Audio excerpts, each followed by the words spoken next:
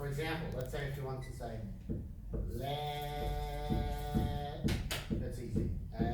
You sustain it. You say leave, it's easy. You sustain it because we have both sounds. This one we don't have it, so it's kind of hard. You say it's like it's kind of hard to sustain that. It's really hard to sustain it. So even if you get it, it may run away somehow. It may escape you. Because you can go like, oh, I know, it's let, this is live, and this is leave. But what if you were supposed to say, I don't know, like, I want to live. It becomes very difficult. So that's a very good exercise. If you just, I don't know, pick up a piece of string or something like this, and then go like this, so that you can connect to it visually to see like, oh, what is going on?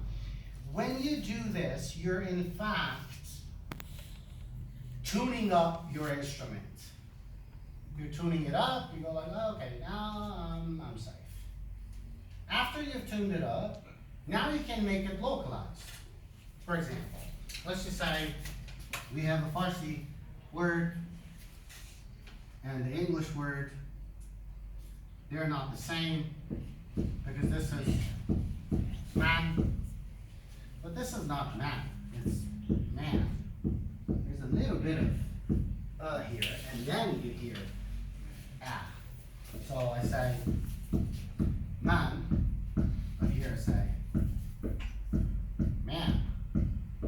And then let's just say, for example, you want to localize it, South America. This should be longer. Man. Longer. Man.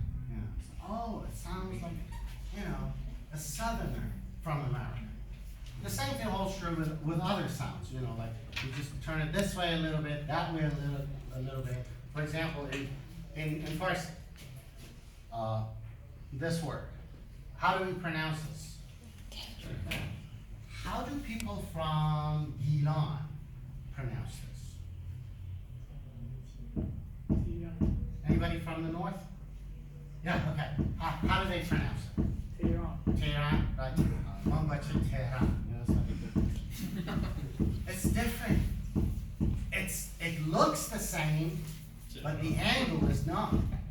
It's like okay, Tehran. But we say Tehran. They don't say Tehran. Say Te and then Ran. It's a little bit of, and you see the string. It illustrates what's going on. So you can see all the YouTube videos on, like the larynx and whatever, all those terminologies. But it's not going to work. I've watched them all. No, you just need a piece of string. That's all. You just need to see what happens with the angle. So please go back with this. Can you do that one last time and give us a 4-piece performance and impress the hell out of us, please? Go ahead. The Farsi one. Yeah, start from both versions and then both versions, this way and that. So, no, the first one is like in Sadaq. این صدا خیلی آزاردهنده. And then, این صدا خیلی آزاردهنده. very good. And then go here, make a mess out of it. This noise is bothering me. And now, go up. This noise is bothering me. Beautiful. You see, that's how it sounds. So, all I need is comfort. You just need to feel like, oh my God, nobody seems to be attacking me or seems to be planning on attacking. That gives you the confidence, the comfort level that you need in order to sound it. That's it. Four. Very good. Very good. Very good. So let's have a look at. You have the papers. Was it enough to go around? I didn't know. Can you share? I'm sorry. I just ran out. Excuse me.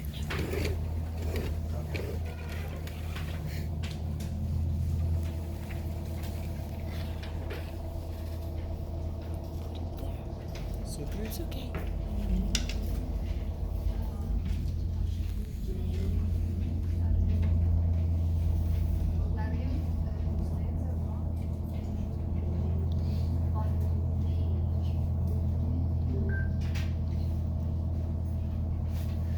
Track number in that.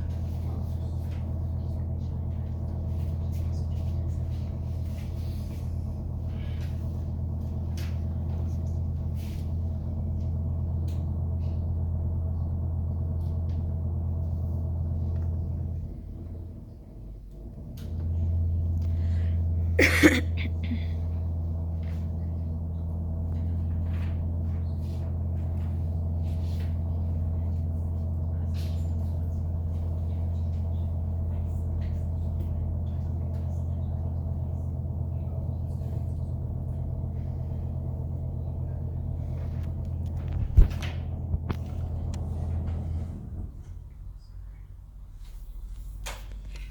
Consistent noun stress and changing verb tenses. This is a condensed exercise for you to practice simple intonation with a wide range of verb tenses. When you do the exercise the first time, go through stressing only the nouns. Dogs eat bones. Practice this until you are quite comfortable with the intonation. The pronunciation and word connections are on the right, and the full verb tenses are on the far left. 1. The dogs eat the bones. 2. The dogs ate the bones. 3. The dogs are eating the bones. 4. The dogs will eat the bones.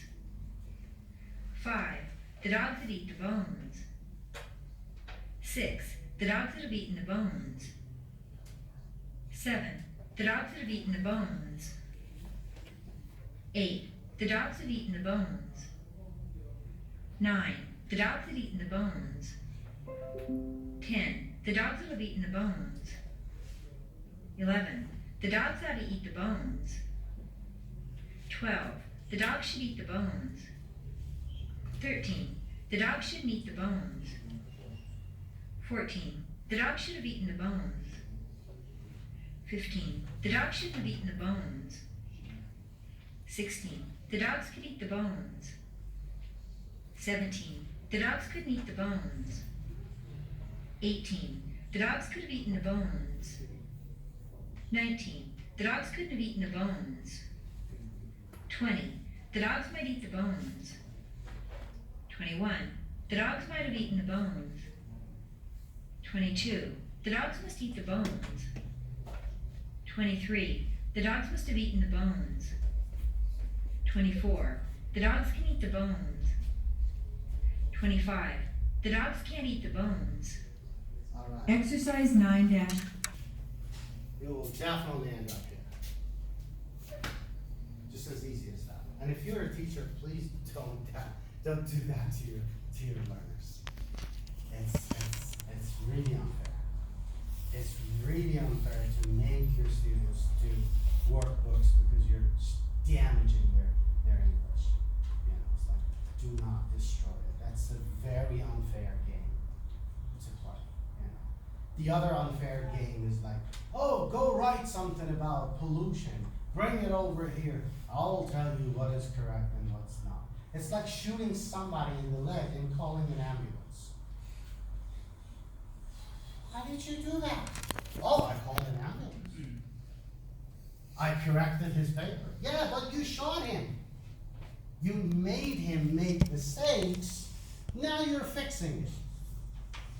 That's corrective teaching, which is horrible. We have to go for preventative teaching. You know, prevent them from making mistakes. Correcting is like, you know, too little, too late. So what's the point? That person has been, you know, killing himself or herself over writing 250 words, all full of mistakes, and then when they come back, or for a lecture, you know, oh, you have a lecture tomorrow. Obviously, they're going to make mistakes, you know. When they come back, you look at the writing, or you listen to the lecture and say, oh, there were a lot of mistakes. Well, we make them make mistakes. You know, we shouldn't do that. We shouldn't just say like, okay, go ahead and just be creative. Nobody can be creative. only God can be creative. We are not creative. We're just making collages. Creation means something from nothing. That's the meaning of creation. Yeah. But nobody is creative. We change something to something else. Okay. So I'm done. All right. Farsi. یا انگلیسی فرق Q&Aش کنیم که خوب رفتار بشه. اگه سوالی چیزی هست بگیرشم. یه نکته که هست ما خودمون خیلی تمرین میکنیم. کلمه عادی مثلا مثال میزنم، مثلا ما میگیم آقا کلمه بوک نیست، بوکه. آره. بعد میگیم بوک بعد مثلا موقع پرفورمنس که میشه دوباره میگیم بوک. این چرا اینطوری میشه؟ با اینکه ما خیلی تمرین کردیم راجع به این قضیه. تمرین دو نوع داریم. ما یه تمرین داریم که تمرین میکنیم بعد ریکورد میکنیم گوش میدیم. یه موقع از تمرین میکنیم ریکورد هم نمیکنیم. اون اسمش تمرین نیست. وقتی ریکورد نمیکنیم اسمش بازیه. تمرین یعنی که ریکورد بشه، گوش بدم، بگم آها اینجاش خودم فهمیدم، بعد دوباره بدم یه نفر دیگه هم گوش بده. حالا اون یه نفر دیگه میتونه همسط خودم باشه ولی بهتر از من یه ذره بهتر باشه. مثل اینکه ساز داریم کوک میکنیم. شما میزنید الان کوکه، بعد میبینید دسته این کسی که ساز بهتر میزنه که کوک نیست اصلا. در واقع ما داریم گوش رو ترین میکنیم. ولی کوکی که شما دارید میکنید از کوکی کسی که دیروز تازه ساز رو خریده بهتر. پس هی بهتر میشه، هی بهتر میشه. مثلا تو هر شهری مثلا این شکلیه که میگم پیانو تو میخوای کوک کنی، زنگ بزن آقای فلانی. یعنی گوش ترین شده لازم. بله درسته. و این هیچ ربطی به اکسپوژر نداره. راست میگی. یعنی یه نفر مثلا تو تهران 50 سال زندگی کرده تلفظش درست نمیشه. چرا؟ چون روی همون پای شکسته هی راه رفته. مثلا همینم اکثر کسایی که مثلا لهجه دارن وقتی به نفر زنگ میزنن میره رو انسانی ماشین پیغام نمیزنن. انگار یه ترسی هست از اینکه یه رکوردی از من ثبت بشه. باید ریکورد کنیم و بدیم ریکوردینگ ها رو دوستان بشنون بعد اونجا درست میشه. وگرنه آره ممکنه که من دارم رو پای شکسته هی دارم بدتر هم میشه تازه و شروع سخت‌تر هم میشه. آره به نظر منم شما درست بگیم. آره آدم فکر میکنه که داره درست میگه. تازه بعضی موقع به قول شما برعکس میشه. یعنی وقتی تنها هم خوبم ولی وقتی میرم تو شرایط امتحان انگزایتی که میزنه بالا این مال اینه که این نبوده. مثلا اگه شما بگید بوک مثلا فرض کنید بوک رو من اینجا نشون میدم مثلا بوک رو اینجا نشون میدم بعد بوک رو اینجا نشون میدم. حالا اگه یه نفر بگه بوک بچه ها میبینن بوک نیست بوکه. خب بعد میگه خب حالا این بوک هست ولی اینو میتونید کشش هم بدید بگید با به جای اینکه بگید اگه ما سستین بکنیم معلوم میشه کوک میشه. یعنی راه کوک کردن یه تیکه باید ببینید رفت میزنید و درست میشه. این راه ببخش منظورتون مثل آهنگ مثلا همین بوکه امکان توی آهنگ آخر جملهش کشیده بشه یا لیوی که گفته بودی دقیقا همینه. وقتی شما یه آهنگ رو میکنید اگه مثلا میگید my book یه دونه لحظه this is my book اگه بتونه اونو کشیدیم یعنی که پس چیز شد درست شده. از اینجا میفهمیم که یه نفر بقالش فکس شده. خاطر اینکه همیشه تاکید داد که آهنگ زیاد گوش بده. باید آهنگ گوش بده. نمیتونیم آهنگ گوش ندیم. یعنی مثلا مشخصات کسی که پرونانسیشنش قرار نیست درست بشه اینه که نگم درست بشه به حدود خیلی جای ایمپرسیو برسه. مشخصاتش اینه که مثلا تو ماشینش آهنگ همیرا هست مثلا شجریان هست با همه احترامی که مثلا من مثلا شجریان هست. ولی میگم اگه داریم پرونانسیشن رو کار میکنیم یه مدتی روزه بگیریم بزنیم کنار اون صداه بزنیم قشنگ بشینه قشنگ یه مدتی طول میکشه ولی بعد درست میشه. راحت هم مثلا یه خاطر میگم ما یه چیزی داریم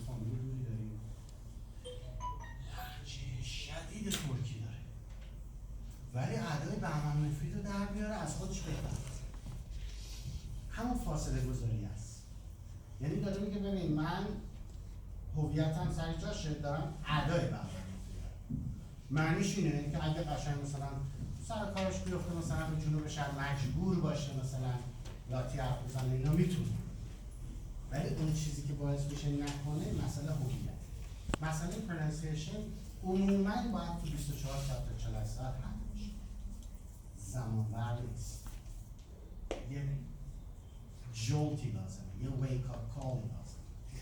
شخص یهو بیدار شد میگه ای خدا من چه دارم میکنم؟ سینک مثلا یه کم چه میکنم کم میزنم. ما که هر دو که رو داریم در فارسی. ما کمک داریم، کتک داریم، ولی ما که فارسی رو میندازیم به که انگلیسی. یه شخص باید یهو بیدار شد تا درست شد، وگرنه با تمرین من ندیدم کسی پرونانسیشنش خوب بشه، ولی خیلی دیدم overnight یهو یه نفر بلند شد it sound different. چرا؟ چون این فاصله باید از روانی هم بشه. اصلا مثلا زبانی نیست. من ندیدم ببخشید یه چیزی مثل آرتیکل د، آها. این د دی بعد و دا بعد این توی د هم هست. تو کجا د میاد؟ وریشن ها مختلف. یعنی مثلا اینجوریه که وقتی سپیکر نیتیوه داره صحبت میکنه، وقتی سرعت میره بالا این به د نزدیکتر میشه، وقتی سرعت میاد پایینتر به دا بیشتر میاد، وقتی میخواد اهمیت شده به دی بیشتر شده. ولی هر سه تا وریشن هست. یه سوال دیگه ادامه اون بحثتون که در مورد رایتینگ گفته بودید، در مورد معلم عرض میکنم، مدرس گفته بود بهتر نخواد از زبان آموز که متن رو بره. خب حالا اسپیکینگ رو چی کار کنیم؟ همون پس یعنی بهتر یه مونولوگی باشه که مدرس. من تا حالا تو زندگیم جمله نستم. نه اصلا من عقیده ندارم. من همیشه عقیده یه نفر دیگر دارم. من عقیده‌ام بر عقیده اون هست. من میگم با تام هر چی میگه تامو بگیر. مثلا برای رایتینگ این کار راحت تره. خب مدرس میتونه رایتینگ نخواد. خب برای اسپیکینگ چی کار کنیم؟ اسپیکینگ هم همینه. ارتون شما الان من اینم این فارسی صحبت کردم هیچ کدومش. نه مثلا که کلاس یه نوع مونولوگ خواهد بود از طرف مدرس بیشتر دیگه. نه میتونه حرف بزنه. فقط اینجوری باشه که your English is coming from you یا through you. اگه it's coming from you خب یعنی که خب definitely توش mistake هست. ولی if it's coming through you یعنی که یه سورسی هست که داره از اونجا. من میگم اگه شخص به این تواضعش رسیده باشه، تواضع هم سریع بگم که یعنی دونستن وضعیت رو بدونه، هیچ وقت نمیره حرف خودش رو به انگلیسی بزنه. تام حرف رو زده میگه، میگم حرف تام میزنه، برای چی حرف تام میزنه؟ اصلا من نیازی ندارم حرف خاصی بزنم. رایتینگ هم همینه، مثلا عقیده لازم ندارم. عقیده‌شو گفته تام گفته من تام گفتم. ما دو تا وظیفه بیشتر نداریم توی یادگیری زبان. یه spelling و punctuation که هیچی باید کپی کنیم و pronunciation. باقی چیزا اصلا وظیفه ما نیست. ساخت جمله و اینا اختراع دوباره چرخه. اصلا 10 تا جمله هم ساخته شده. مثل اون که شما برید یه جایی که دیوار پیش ساخته بفروشن بعد بگید که نه من گچ میخوام آجر میخوام خودم درست کنم. دیوار ساخته‌ش آماده است که اندازه‌های مختلفه. این همه دوستان خودم درست کنم. اون معنی تجربه. زبان جای خلاقیت است. به خاطر اینه که همیشه میفهمید کلاسای حضوری خب ایراده خودش هم داره دیگه. کلی بچه‌ها دارن صحبت میکنن، کلی هم بله. خیلی کلاس عمومی من نظرم اینه. خصوصی خیلی بده. کلاس گروهی حدودی میشه قبول کرد سلف استادی درست میشه. بخشید این که گفتیم که به شاگرد نباید ورک بوک داد یا رایتینگ و اینا، خب راه درستش چیه؟ هیچی میگم این ریدینگ که امروز خوندیم و هر روز 3 بار مشق کنید. که تو مدرسه فقط همسر شما نیست، تو ذهنتون هم یه نفر هست که داره اینو میخواد. تو ذهنتون هم هست. یعنی که شما خودتون هم به خودتون میگید. ما همیشه در حال جدال با مغزمون هستیم.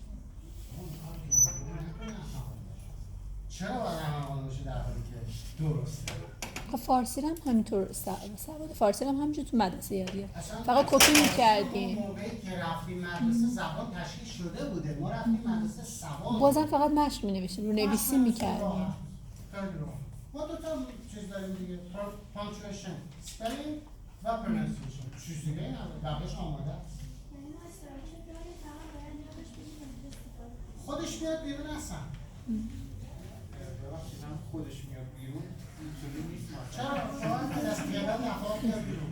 من مثلا میگم عنوان مثال یک کلاس زبانی من پارس رو رفتم، معلم یه سری اسپیکینگ فایل رو بندی داد، بعد من یه سال مثلا مرور میکنم اینا رو دقیقا حفظم، مثلا اون سوال رو از من بپرسه از جواب میدم، بعد مثلا میام یه دونه رایتینگ بنویسم، بعد این رایتینگ هم که می‌نویسم تموم شد، بعد دوباره مثلا 2 ساعت بعد چون من هر روز مثلا وقتی پیاده روی می‌کنم اینا رو اسپیکینگ فایل‌ها رو مرور می‌کنم که خب من که این جمله رو بلد بودم، ساختار خیلی درست بود، چرا من اینو تو این رایتینگ ننوشتم؟ حافظه‌اش دیگه کار نکرده تو اون لحظه.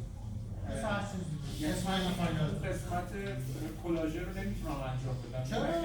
داره انجام میشه خودش. شما جلوشو فقط میتونید بگیرید، نمیتونید جلو بدون آدم شید. شما میگید این الان جالب نیست، در صورتی که خیلی درست میگه. این لحظه انتخاب کمالگرایی نمیذاره. یعنی شما میانیستی بنویسین چون لیبل کپی روشه، برین میگه که بابا از این به همه داده معلم. الان 10,000 نفر دیگه هم همین جمله رو داره. چون ته ذهنم اینه میترسم. خب کاری نداره، کافیه از یه جا نگیریم، از همون جا بریم شروع کنیم، یا خودش از کتاب تاقنش برداریم، یا خودش از هدوه برداریم، حالا بریم منطقه هم نصف جمله به نصف جمله، یه جمله کامل از هدوه، یه جمله کامل از اینترچنج، یه جمله کامل از آوترچنج، همین چیزی. یه حتی از یه نیتیو هم میتونیم یه جمله برداریم. جان مثلا یه ویدیو تو یوتیوب باره چش کاری داره، چش کاری داره، قشنگ واقعا طرف داره صحبت میکنه، نیتیو تاک شو داره. یه کانالی هم خودتون معرفی کردین باب کانادین. آره اون که اون اصلا خیلی خیلی عالیه. اصلا ببین من یعنی اصلا کافی وقتی میبینم یه نفر سلف استادی نمیکنه به جاش داره میره چیز اصلا عصبانی میشم. اصلا پره چون تو یوتیوب کانال که باب کانادین یکی یه شخص انگلیش اونقدر زیاده، این دوتا زیاده که هست. در مورد اکسترکت کردن پترن ها، اونو یه نفر میتونه سلف استادی با شروع کار ابتدای کار انجام بده. یعنی مثلا یه متن خیلی ساده با فعلای تو بی میتونه پترن رو اکسترکت کنه، یه داره سلف استادی انجام میده. هیچ مدرسی هم چون که اگه بگه که میخوام برم فقط تو بی ها رو پیدا کنم باید یه جا کمپایل شده باشه، ولی چرا باید اون کارو بکنه؟ میتونه همینجوری پخش کنه به اونها هم میرسه دیگه. خلاصه منظورم که زبان آموز توی اول یادگیری میتونه پترن اکسترکت کنه به راحتی یا نیاز داره با یه مدرس تا اینکه کم کم با تعداد زیاد. میگم من یه جمله دیدم که زیرش نوشته بود محسن شجریانی، میگم کپی نه، ولی یه جمله دیدم زیرش نوشته بود آکسفورد کمبریج، پس جمله درست. یعنی با کپی کردن کم کم پترن بالاخره اکسترکت. زبان مادری هم همین اتفاق. نه که از اول بیاد آگاهانه مثلا این نمیشه پترن زبان اکسترکت رو کلاسیفای کرد. مثلا شما هیچ وقت نمیتونید مثلا اگه یه بچه دارین که مثلا دارین باهاش حرف بزنید، پدر بچه رو بیاد بگه اوه فعل ماضی بعید باهاش به کار نبرید زوده. نه ما بچه رو اینجوری میگیریم کل زبان میریزیم رو سرش، بعد اون کاری که قرار تو ما باید همین کارو بکنیم. ما باید بریم روی زبان وایسیم بریزیم رو سر خودمون، به خود توبی برداریم، به خود تو برداریم، به خود آنیجی برداریم، به خود همه جمع میکنیم. سخت بندی ند. اصلا سخت بندی وجود نداره. لنگویج اصلا اینجوری نیستش که مثلا استپ 1 استپ مثل کارتون بچه‌ها الان اصلا سخت بندی نداره. کاملا یه زندگی مثلا روزانه روایت می‌کنه. کارتون‌های فارسی رو نگاه کنید، هیچ کدومش سخت بندی نداره. نیازی هم سخت بندی نداره. لنگویج می‌ریزن رو سر بچه خودش می‌زنن. اصلا توضیح هم داره. اون برای کسی که بخواد کلاس بره، اون وقت که حالا کارش زاره دیگه. من همیشه میگم یعنی شروع با کلاس شروع کنه. مثلا من میخوام الان برم کلاس میخوام فرانسه بزنم، من امکان نداره برم میرم میگم ببین چرا میگم برای چی رو اینجا هست دیگه. حالا اگه نفر میگم من میدونیم تاز رو بالا سرم نباشه نمیکنم، مثلا این تنها دلیلیه که میتونه به نظر من منطقی باشه که خیلی خوب دیگه، حالا که اینجوری مجبوری بریم کلاس خودتون مجبور، وگرنه من نمیبینم دلیلی که الان یه نفر بخواد انگلیسی بخونه و بگه که من چیکار کنم. هر کاری بخواد بکنه اینترنت هست. الان تو موبایلامون همه پر از کلاس درمان میبینه. از من نیازی نیست. ولی فقط یه نفر میگن من اگه خودم تنها باشم نمیخوام. حکایت اونه که تریدمیل میکنن به هوایی که تو خونه بودن ولی نمیدونه کسی. تعداد تریدمیل هایی که خریداری شده و توش گلدون گذاشتن خیلی بیشتر از تعداد تریدمیل هایی که روش دارن میمونن. بنابراین من باشم میگم آره اگه کسی میره کلاس یا کلاس خصوصی هر انتخابی داره میکنه قاعدتا باید به این دلیل اشتباه باشه که خودش نمی‌کنه. حداقل تو مراحل جلوتر حداقل جلوگیری کنه مسئول دیگه. وگرنه نه خودش رو کتاب اینتراکسنت خیلی جالب اصلا صفحه 2-3 چیز میذاره. آره مثلا به این آی و ای و ای و مثلا خودش تلفظ میکنه قشنگ تفاوتش هم برای ما مشخصه ولی اصلا میخوای مثلا ادا کنی مثلا حالا برای من 2 تاش هست 2 تا از این چیزها خودم متوجه میشم که دارم اشتباه میگم ولی نمیاد جلوترم که اومدم دقیقا همینطور هست. چیه صداها چی هست که براتون میگین خودتون هم متوجه این که نه خودم آره یعنی متوجه میشم درست یعنی تفاوت میکنه ولی نمیتونم اداش کنم اما ابتداش هم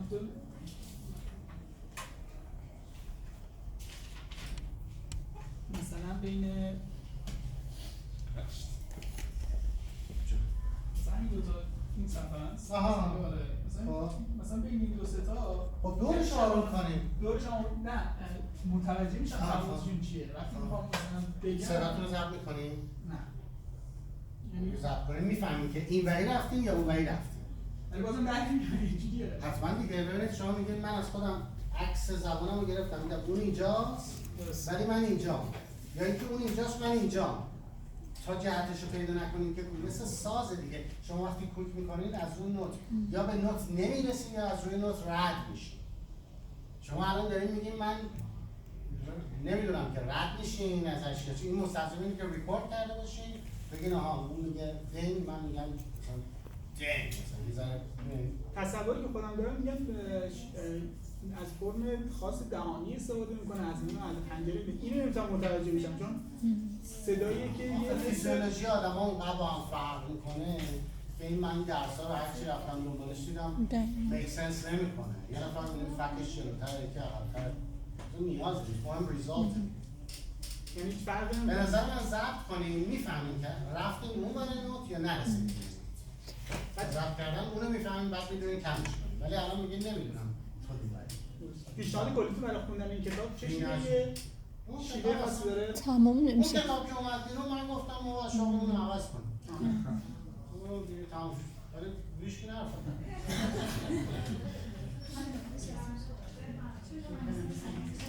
خب خسته نباشیم فکر کنم کلاس اینجا باشه باید چیز کنیم